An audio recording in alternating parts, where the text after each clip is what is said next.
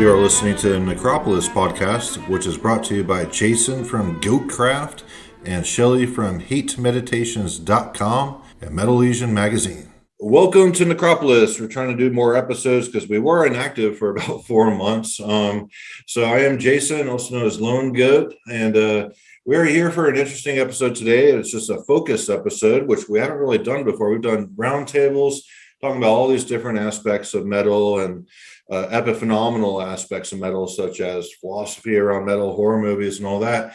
But we haven't actually done like a focus episode on influential bands, which I think will be a great topic, just to delve into on one specific band at a time, kind of talk about what was going on when they're, influential to extreme metal in some aspects, as well as looking at, the uniqueness and the endurance of that band, especially ones that are still going around today, releasing pretty good music.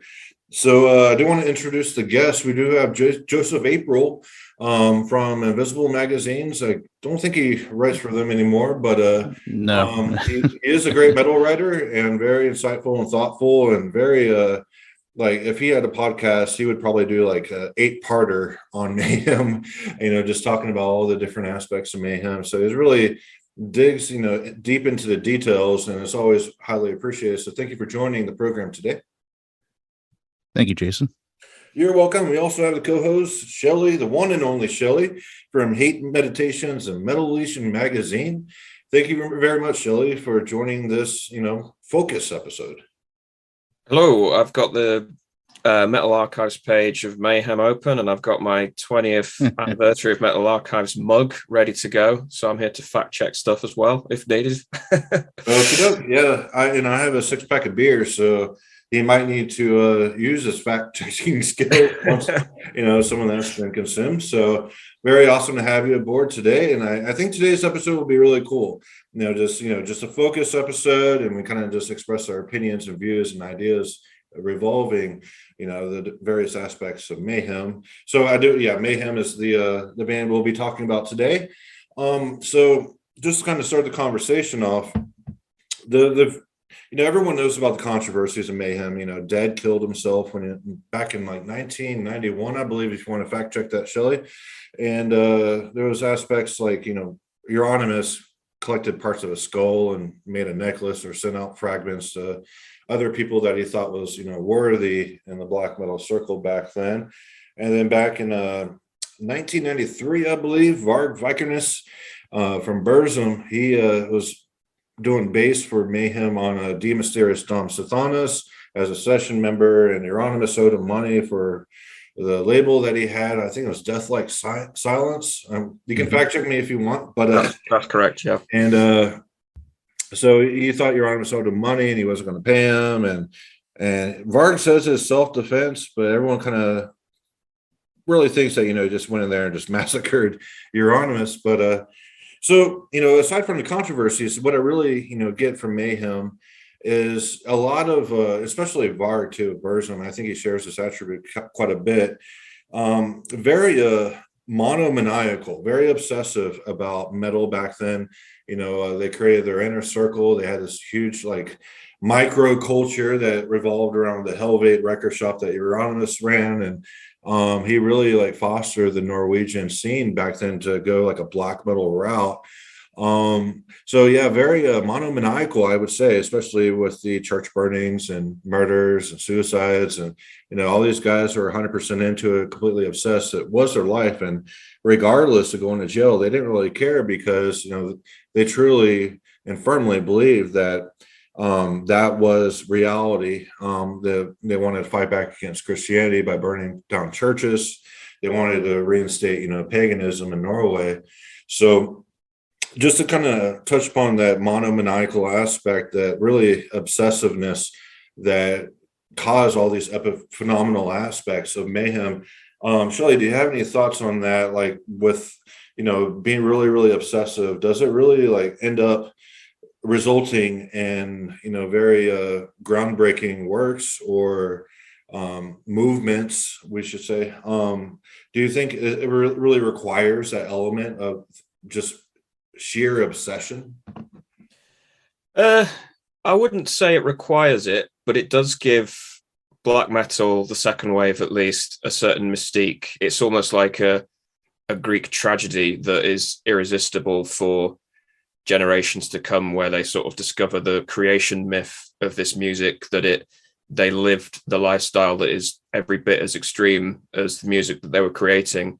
But there are examples, plenty of examples of scenes around the world, both in Europe and America as well, where they were arguably creating music that was just as extreme and groundbreaking, but without necessarily taking it to the levels that Norwegian scene did. I think if you remove it from the music itself, it was, a bunch of very, very young people getting carried away with their own mystique, and then, as young people do, sometimes taking it way, way too far.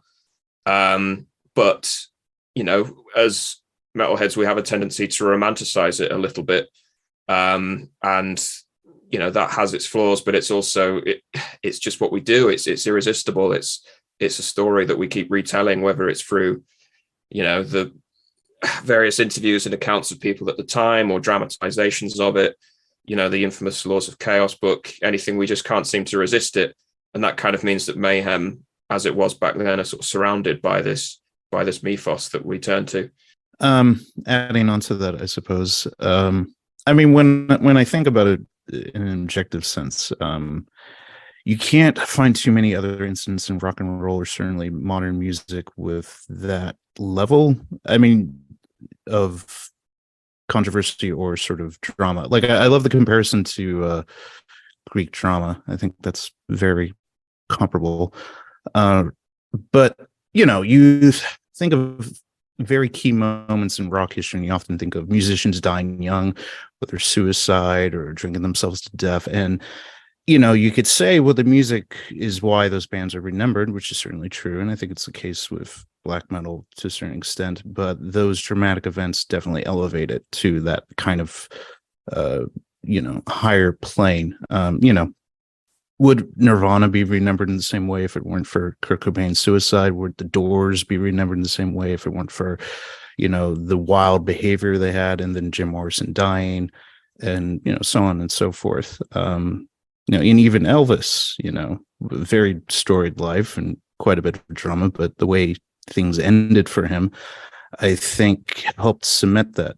And probably the nearest comparison with black metal might be the early days of the British punk scene, and sort of like the drama that was around Sid Vicious, potential murder suicide with his girlfriend. Just thinking of something in the rock realm that exploded with that much kind of controversy might be the nearest comparison, or predecessor at least.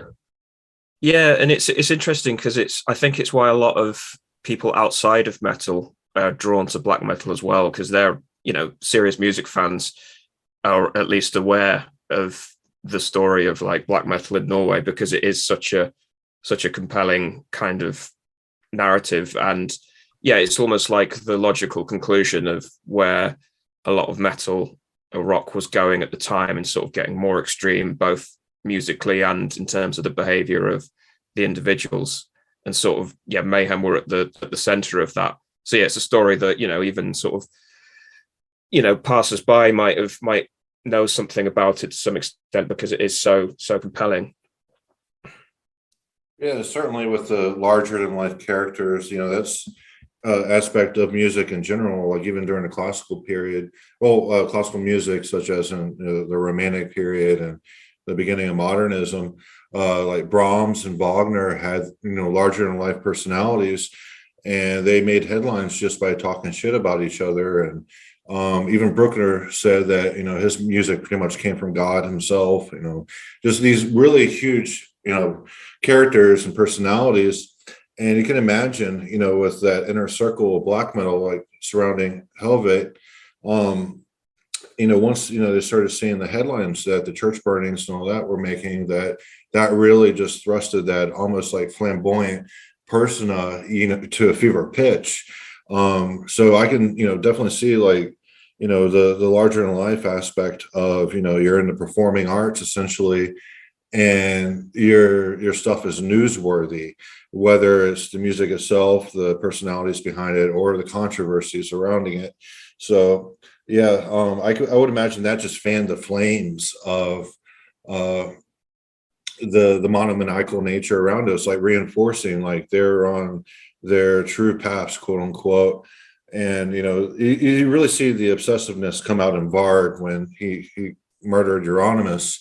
That's how entrenched he was.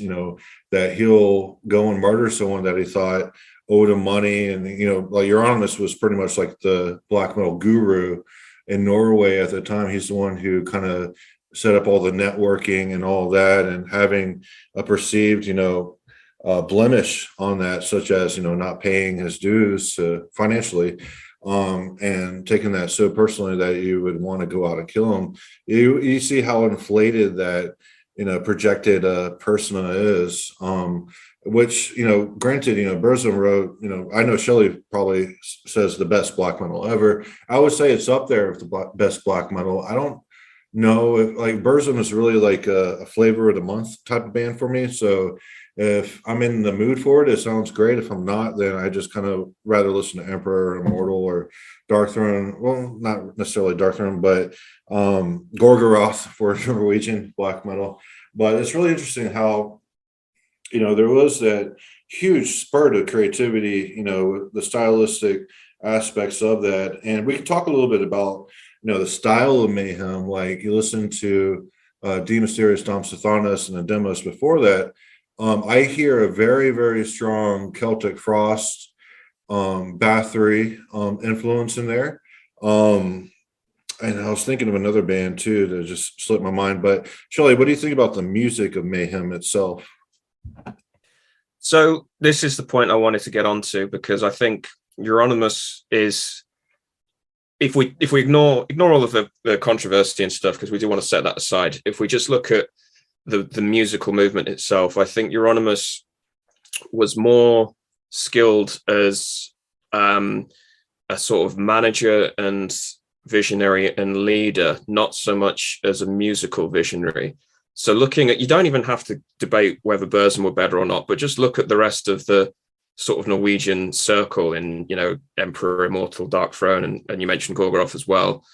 And I think there's no question that they all released higher quality work than Mayhem ever did.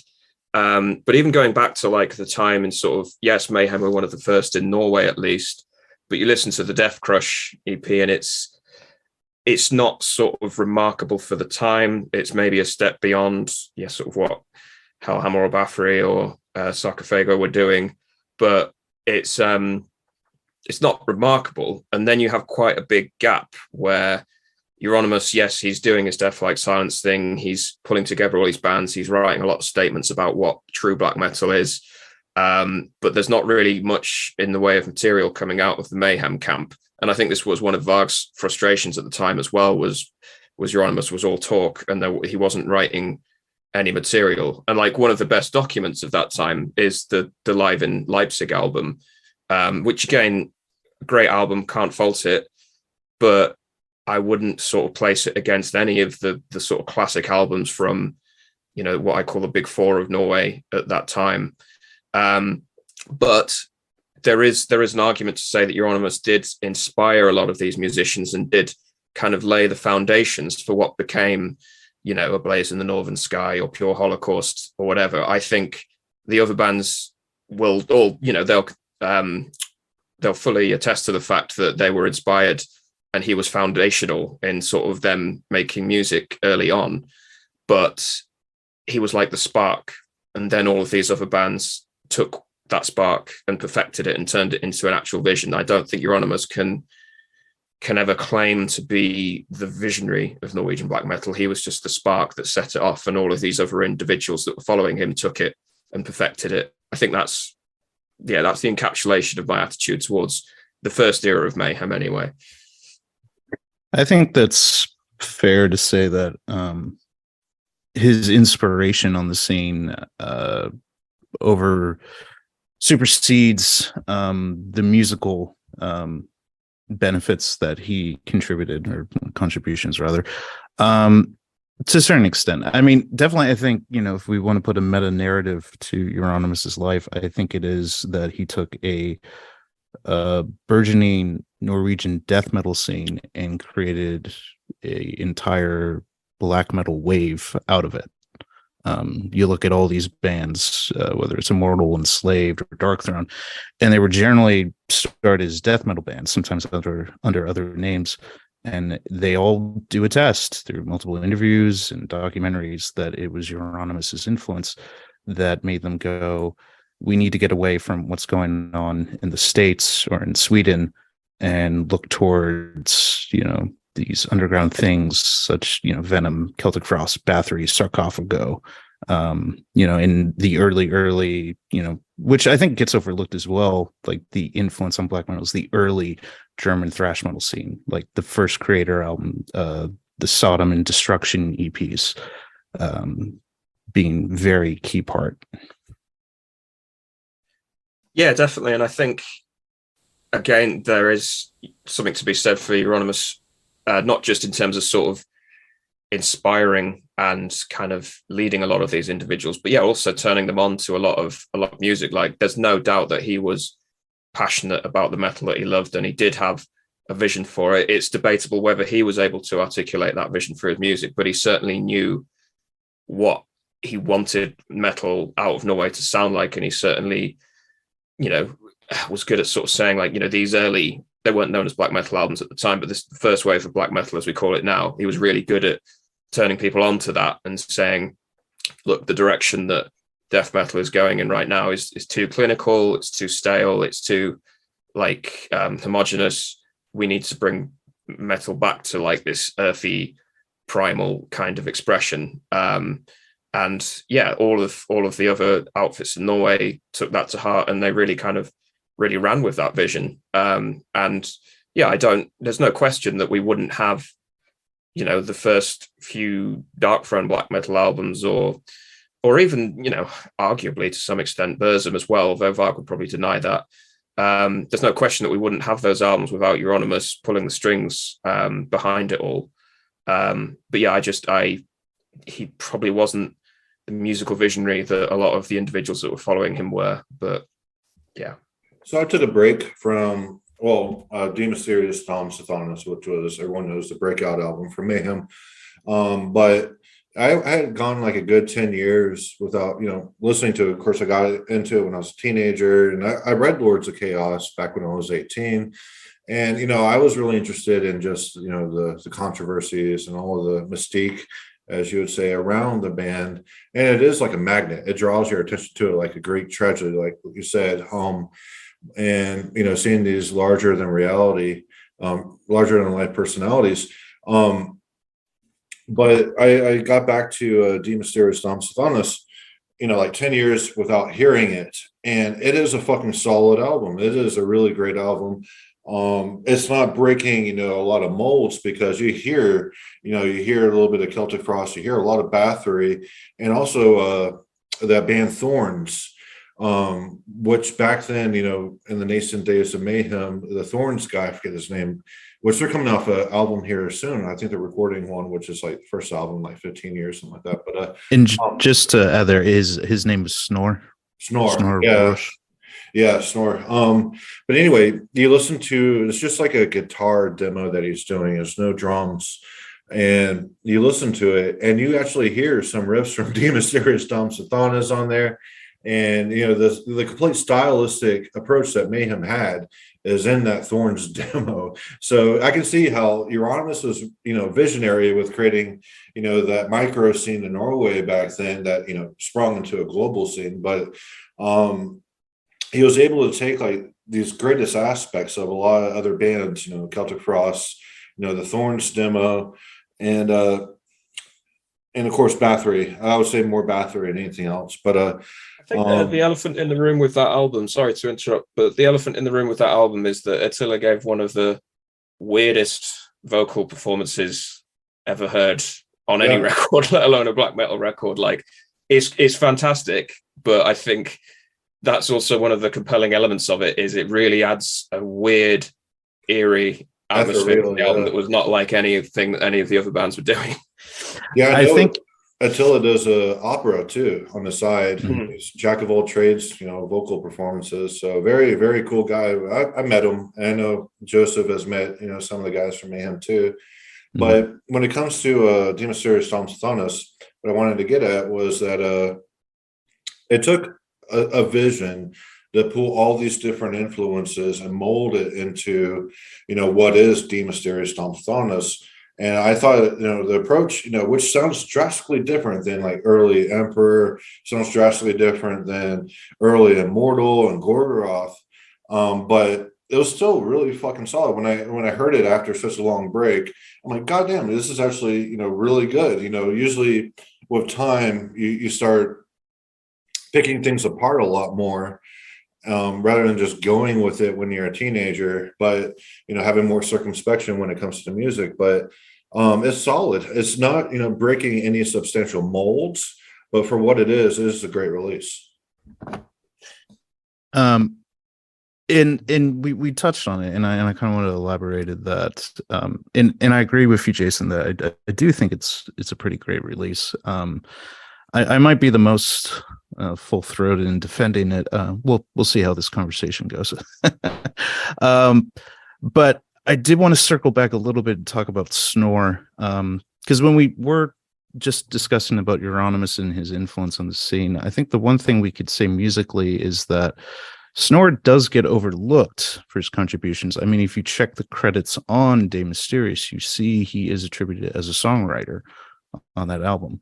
And I think it's fair to say he was a songwriting partner with Euronymous, and they both should share the legacy of, the construction of black metal in a certain sense musically. And I think part of it, when we think about saying that, Dark Throne or Enslaved or, some of the other band, Emperor, having more of this musical impact, the other thing to consider was because of financial reasons, and also internal problems, Mayhem came late to the game. I mean, for first thing, De Mysteriis probably should have come out in 93, but because of Euronymous' murder, that was delayed.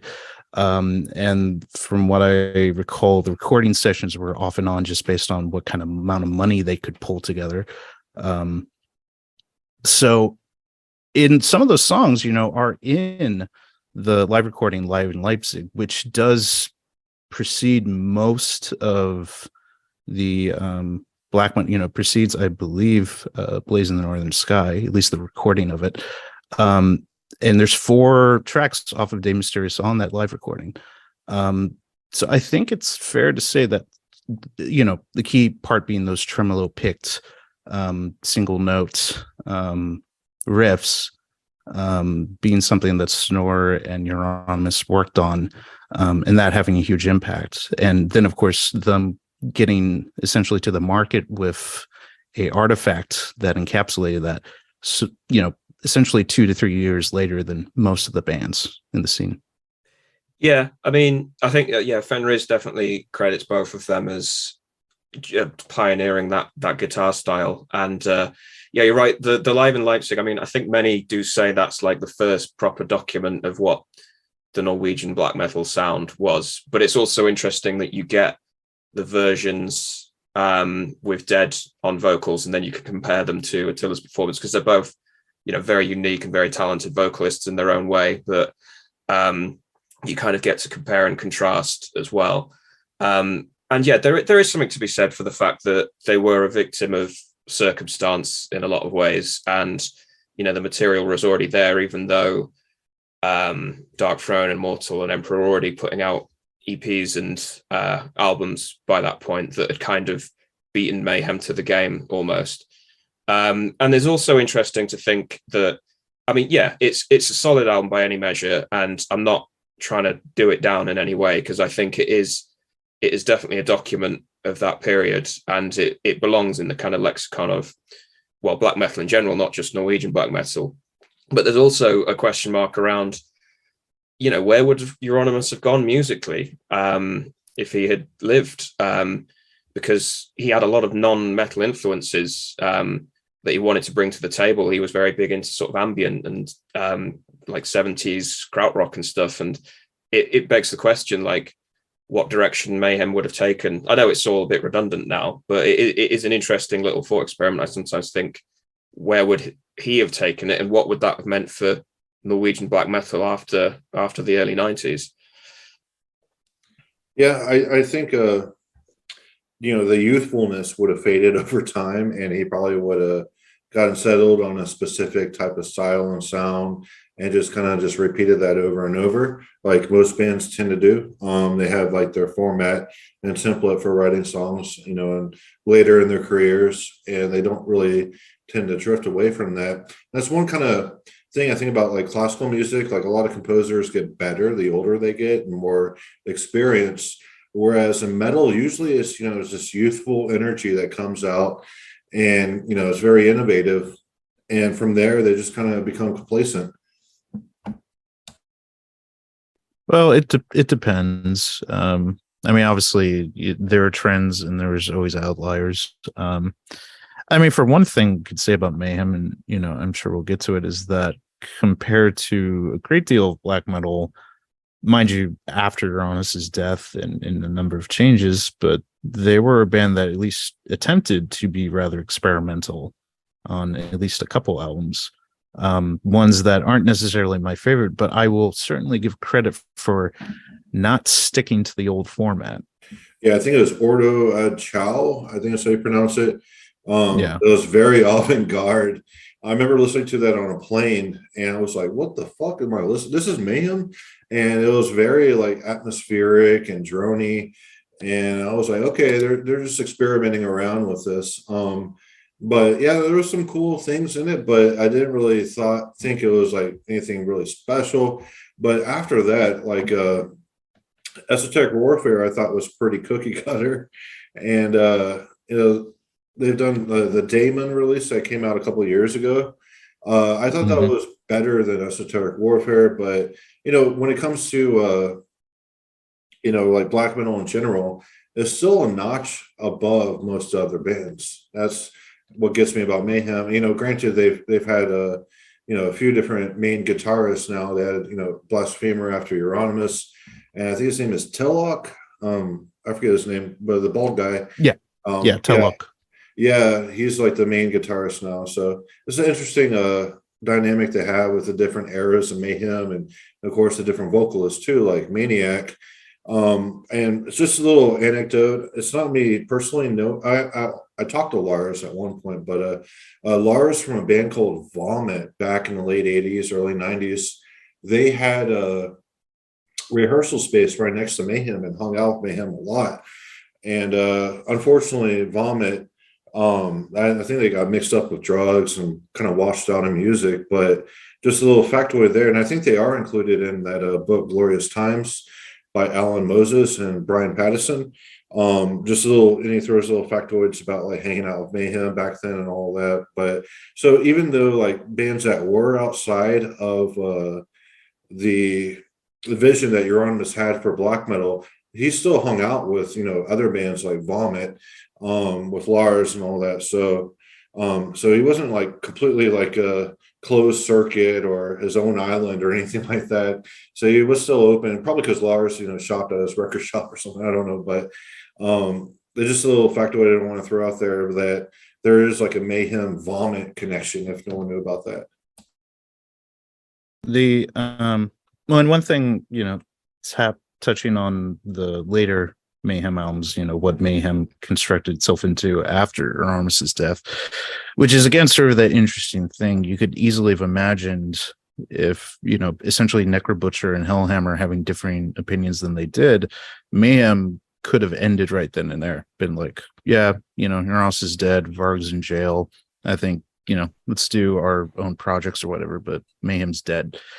History easily could have gone down that path, which would be an intriguing one, where I think Mayhem would have, even more than it is now, turned into a myth as it sort of crystallized and turned into some sort of archaeological item.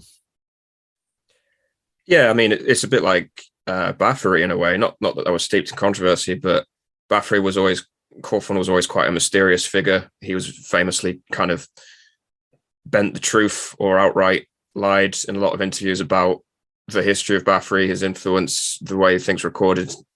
Never played live, but one of the most sort of influential bands in extreme metal, and Mayhem could have been another chapter there, where it's just the individuals that were part of that were either dead or didn't want anything to do with black metal anymore, and it just becomes this. I mean, it is still partly that, but I think the interesting thing about the Mayhem after Euronymous was it became. I mean, Jason, you mentioned like different eras. It became a place for different musicians within the scene to kind of come and bring their stamp on it. Like we've mentioned, Blasphemer took over guitar duties, but we haven't actually mentioned Maniac as well, who did the vocals on the Death Crush EP, but then returned for Grand Declaration of War in 2000. And I know, Jason, you said you don't really care for that album, but again, it's another strange album. It's because, again, the vocals are kind of like half sort of black metal and half like he's speaking from a podium and sort of pronouncing stuff as some kind of dictator or whatever. And it borders on the avant-garde in places, and that sort of flirts with industrial production and things like that. And again, like, I'm not the biggest fan of those sort of early 2000s Mayhem albums, but I do applaud them for being at least weird. I think Chimera is probably the most directly, obviously black metal, and Maniac was vocals on that as well. That's like the most down the barrel black metal. But yeah, Grand Declaration of War and what was the other one? Abyss. Yeah, they're weird albums. Got to credit them for that. Wolfslayer Abyss, I think, has some really good fucking riffs. That's when Blasphemer had to prove himself. But he kicked up the notch of the Bathory style, and he really just focused on that and just like attack with it, kind of like like almost like a synthesis of like Bathory and Slayer almost.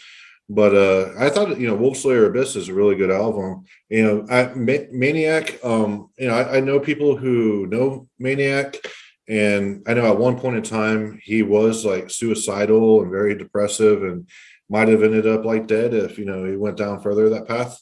But it's just vocals like that really gets to me, and it's like anyone can mimic that. It's nothing really special vocally, but yeah, I think Wolfslayer Abyss definitely has the riffs. It's phenomenal little songs on there. But Grand Declaration of War, I thought was way too overwrought. Sorry, go on. Well, just leaning off what you guys have said. I mean, it's an interesting sort of, at this point, especially, you can kind of view how Mayhem traveled afterwards, and it's an interesting one. Like I kind of put a narrative to it.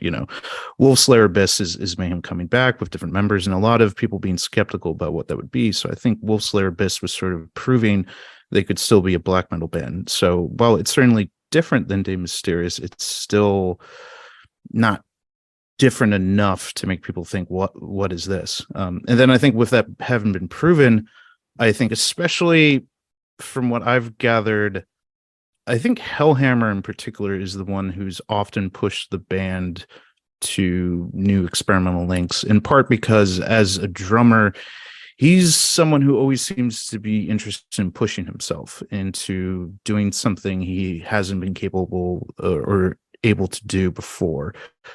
He really strikes me as someone very interested and feeling like the next project he works on is something pushing his limits. And I think Grand Declaration of War is certainly that. And I think at that point, Blasphemer as well is becoming more and more interested in being able to expand his horizons. And then I think, that album got a lot of negative feedback for being so different. And from that, you get Chimera sort of a response to that going, you know what, we know how to rock out. We know how to be a fucking metal band. So sure, like we're not going to go again back to De Mysterious, but let's pull some of our old metal influences and sound more, metal and rock in a certain sense. And then again, after that, you get Maniac leaving, Attila back in, and another experimental phase with Order KO. and then from there, Blasphemer leaving. I feel like Esoteric Warfare is sort of a remainder of that Ordo ad Chaos era.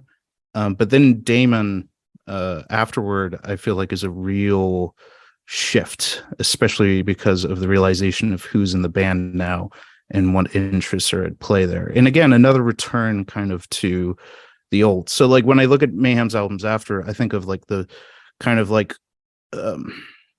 somewhat looking in the past, but also certainly wanting to embody the soul of black metal.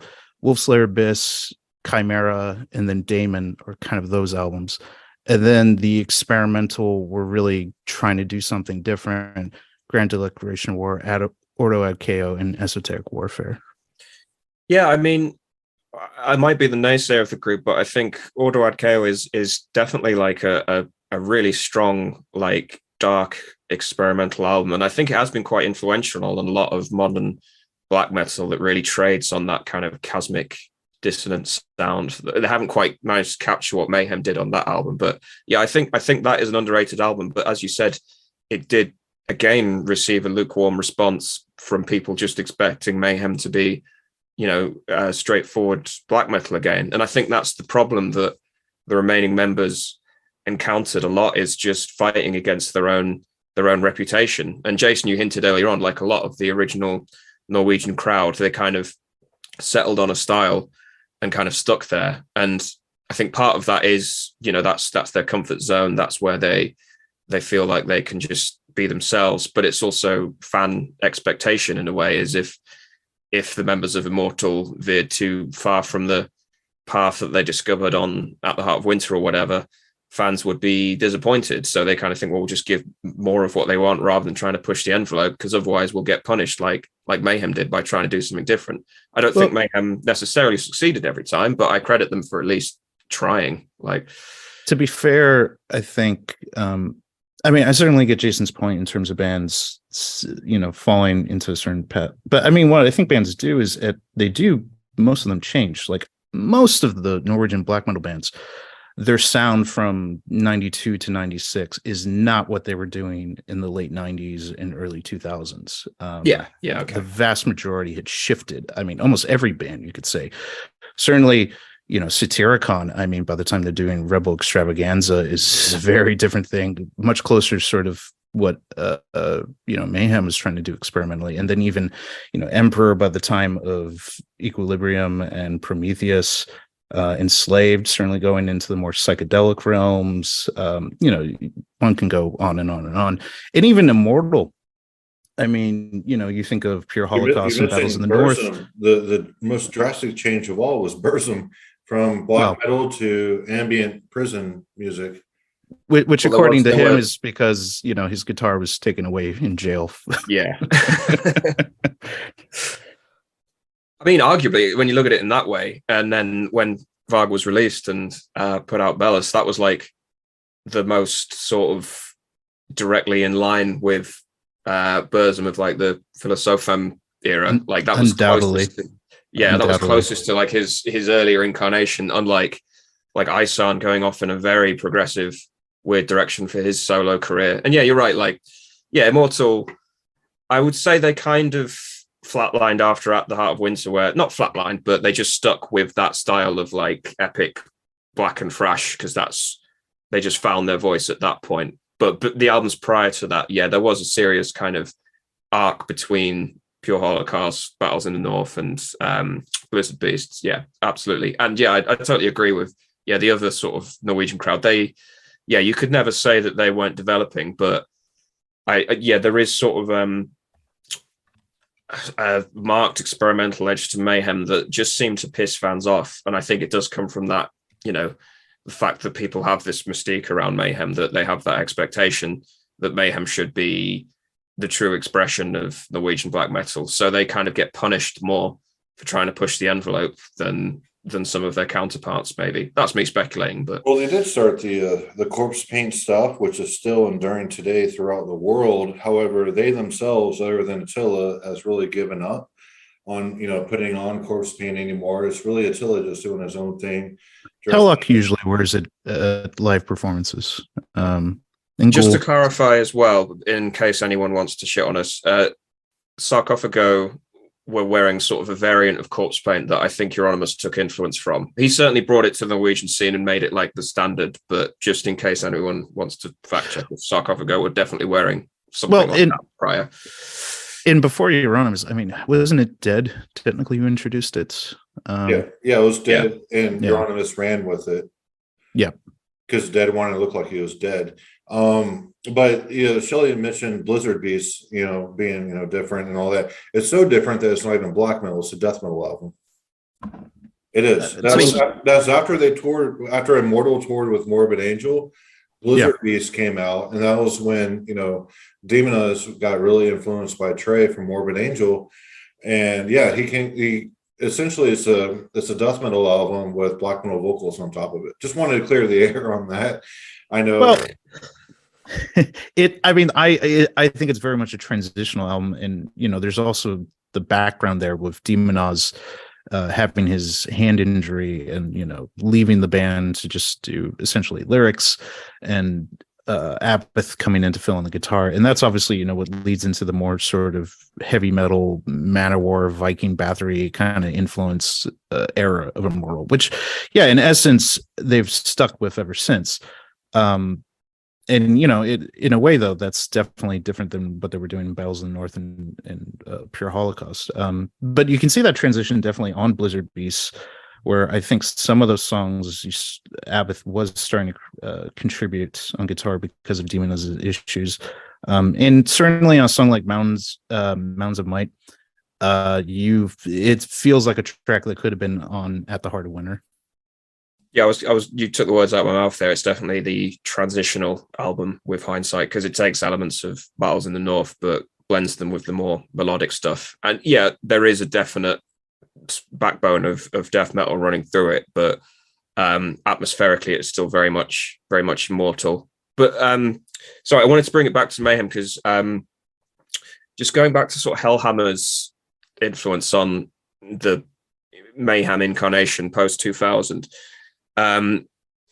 particularly talking about Mayhem in the live setting, because Hellhammer's he's credited as one of the most talented drummers within Norwegian black metal, if not within extreme metal itself. And there's certainly a strong case to be made there, in that he is a drummer that has a really distinctive style that shines through, and you can't really question his ability. And the times that I have seen Mayhem live, he's the only member that has really kind of shined. Now, this might be that I just caught them on a bad day. I don't want to judge them off. I think I've seen them 2 or 3 times, but the rest of the members seemed very much to be sort of going through the motions. Whereas Hellhammer, I don't think I could even bloody see him, because he had some piece of stage scenery in front of him, but you could hear the performance. You could certainly hear it. And that was like, quite a special experience, is listening to this drummer with this reputation, this technical reputation, as well as sort of creative one. And you could really hear the power coming through from the back of the stage. And it kind of it put the other members to shame. Even Attila was a bit of a disappointment, even though he's such a unique vocalist that really pushes the envelope when it comes to metal vocals. He again was a bit of a disappointment, but again, I'm sort of putting that out there to just sort of discuss Mayhem in the live setting. Do they live up to the reputation? Or are they getting a bit tired and sort of running on fumes in terms of the Mayhem reputation? I know a lot of people are probably screaming at me right now because they really fucking love seeing Mayhem live, but I've never quite got it, and I'm probably just missing something. But I've seen them quite a few times. And most recently, back in August, I saw them twice, once in Norway and once in Las Vegas. And the Vegas show was definitely a very flawed one due to technical issues.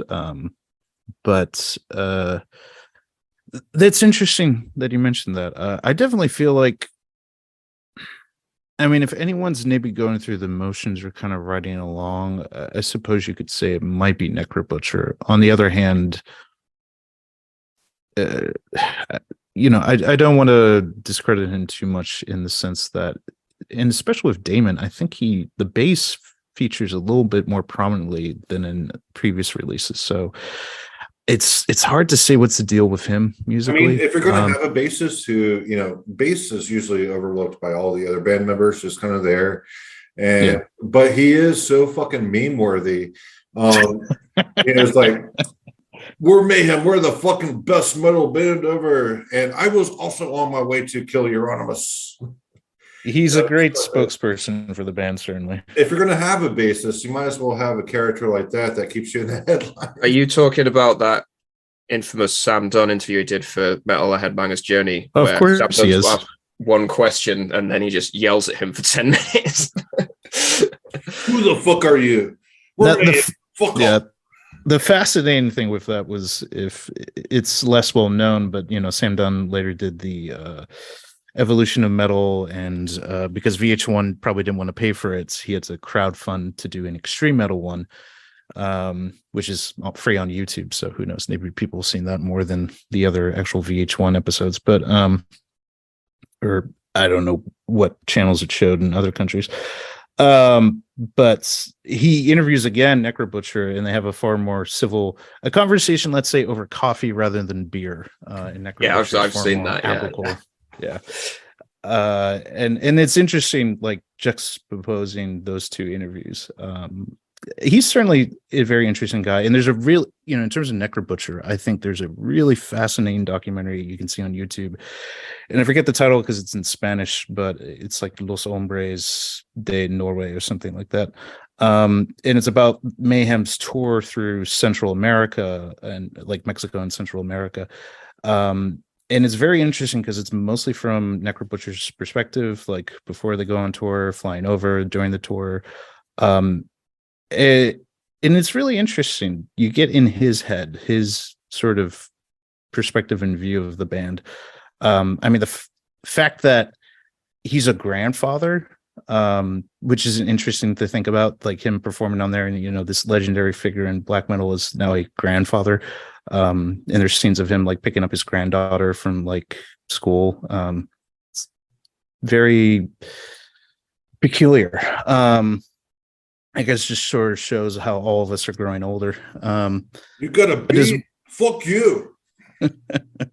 But the one thing that most carries over in that documentary for me is him talking about his disgust and real kind of personal anger when he sees merchandise, which is almost always unofficial, because and certainly he would have a say in what's official merchandise, but of the Black Hearts album cover, which is the image of Dead's post-mortem suicide that Euronymous apparently took on a disposable camera, which, other things have kind of shown, I think, in interviews, and certainly that movie, which at some point we can fully get into, depicts. But it seems pretty true that Necrobutcher left sort of in disgust of how Euronymous dealt with Dead's death.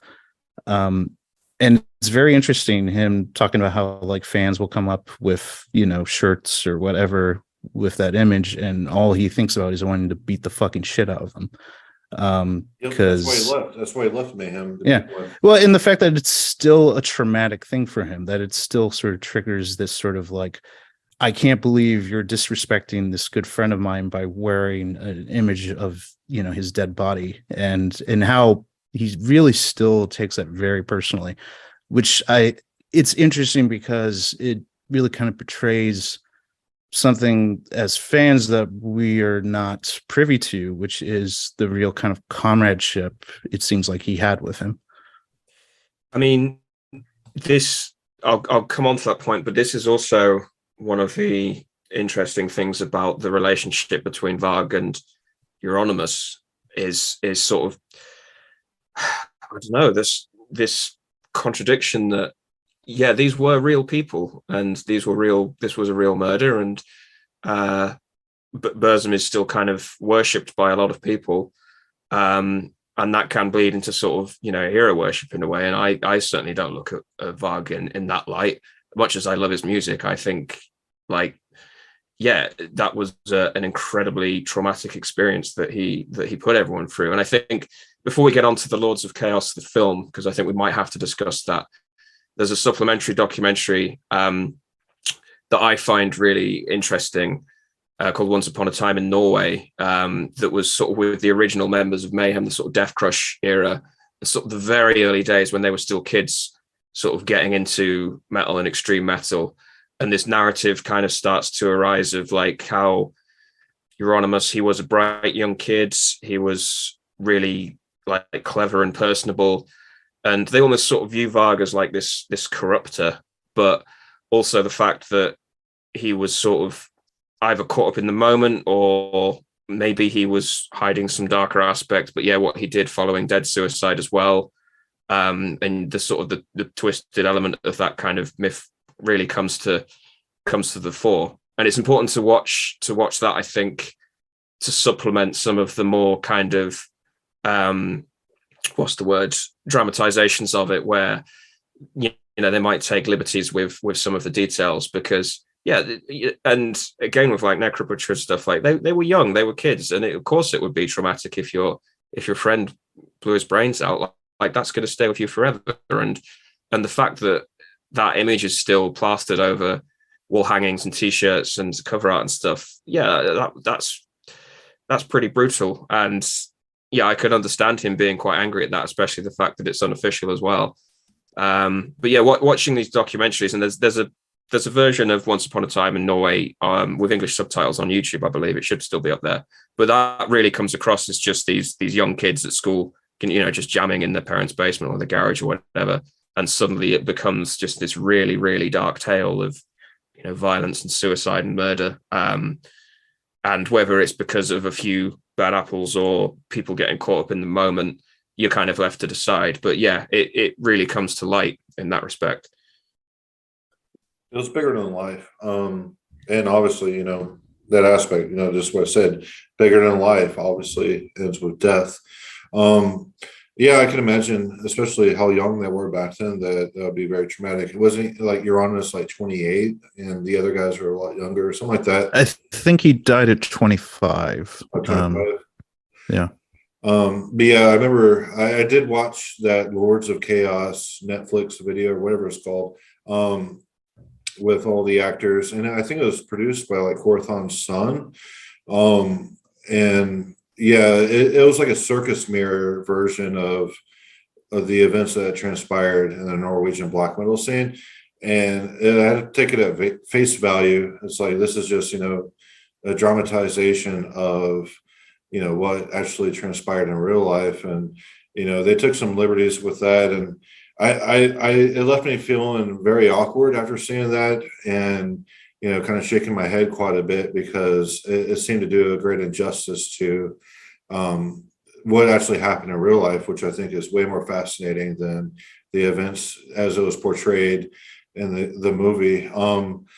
And you have to imagine, like, these guys were so into it that they were burning down churches, like old ancient fucking churches in Norway, because they hated Christianity and all of that, which, granted, I share some anti-Christian views, but I don't go to the extreme and, wreak havoc on the community that I live in. Although, again, from the Sam Dunn documentaries, as we know, Gall saying, it was done and shall be done. I'm sure in our lifetimes we have not seen the last of black metal related incidents. Yeah, it happened in Georgia, I believe, like 4 years ago. There was a black metal kid who started burning down churches in Georgia because he got so, obsessed over, black metal, and especially the roots of black metal.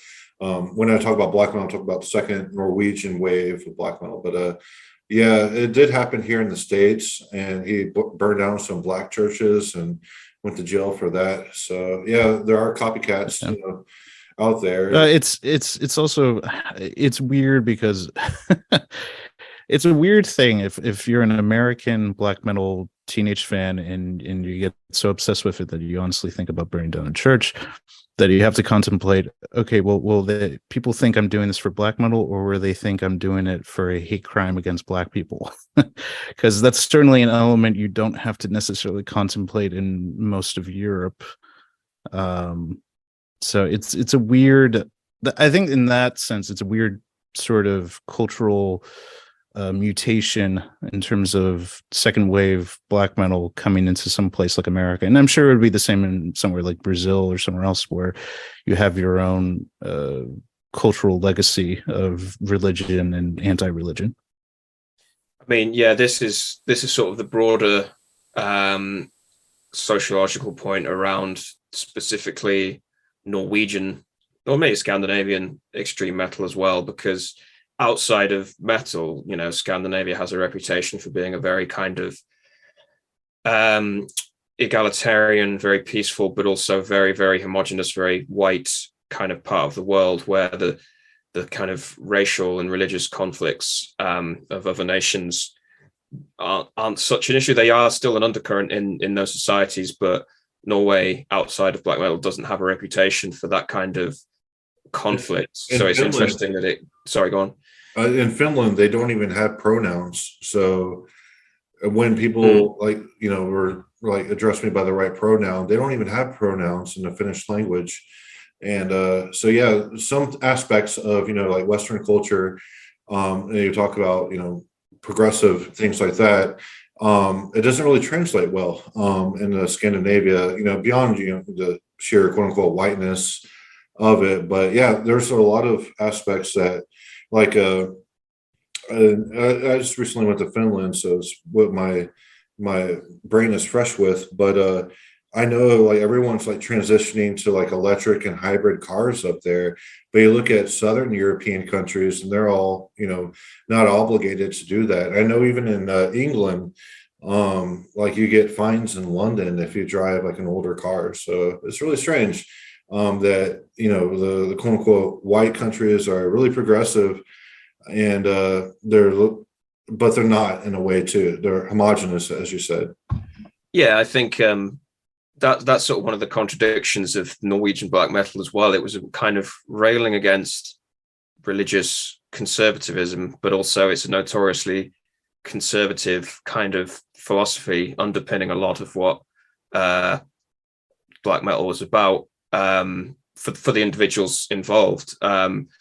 And yeah, that like Varg obviously got frustrated with Euronymous for sort of being ideologically incoherent, if I want to put it one way, in that he was, interested in communism as well as sort of Satanism and anti-Christianity and so on. But Varg was always like, it's never been about Satan. It was always more about returning to our roots and, Norwegian nationalism and so on. But I think the interesting thing, to come back to the Lords of Chaos film, the interesting element to that, rather than not just sort of playing around with the events and kind of glossing over some of the nuances for the sake of sort of translating it to a film, was the sort of cultural barrier as well, in terms of they do act like American teenagers. Like at points I felt like I was watching some sort of boner comedy from the 80s that was made in America, where they're just running around getting drunk, yelling Satan at passers-by. And Scandinavians aren't really like that. They're very reserved, even like very introverted. Yeah, they wouldn't really be doing. Yeah, they had a lot of grand statements, and there was obviously a lot of drama going on, but they don't just go around yelling at grannies and stuff in Norway. No, it's true. I mean, in a certain sense, it's hard for me to say because I certainly wasn't walking around Norway in the 90s, and certainly not during the time of then. But I've visited enough that even now that would be kind of a shocking thing to do. And I feel like if you were to watch someone walking around in corpse paint in the street besides a photo shoot, it would probably be a foreigner who's there, like some band performing, who thinks it's cool doing that. Not very likely a local. I mean, the interesting, there's also, there's been so many documentaries, but like a line that comes through and always hits me in the head is one of Fenris's bits in the Until the Light Takes Us documentary, talking about like the Norwegian culture, the Norwegian soul. And it's sort of like the gravest sin you can commit in Norway is like being on the subway and looking at someone else directly in the eye. Like, it's just like, that's a taboo. Like, or like, you don't need to worry about during COVID being 6 feet away from each other because everyone already was 6 feet away from each other. Yeah, I think that really does sum it up. And I think that is one of the key reasons why a lot of metal fans in the UK and the US we're drawn to this Norwegian scene, but also we never quite fully understand the individuals involved or what motivated them at the time, and I don't think we ever will, because there is this element of it was very specific to Norway, and not just this particular group of kids getting into a certain kind of metal and trying to take it to the next step, but also just the Norwegian kind of mindset and the kind of communities that they were living in that were very kind of sleepy and very, had a reputation for nothing really going on in the same way as like big urban sprawls of London or LA or New York or whatever. Like, but this incredibly violent, dramatic art was born from that, and we'll never quite fully grasp what it is. But I think that's why we keep returning to it and are so fascinated by it. And after that, the music itself speaks for itself. No, definitely.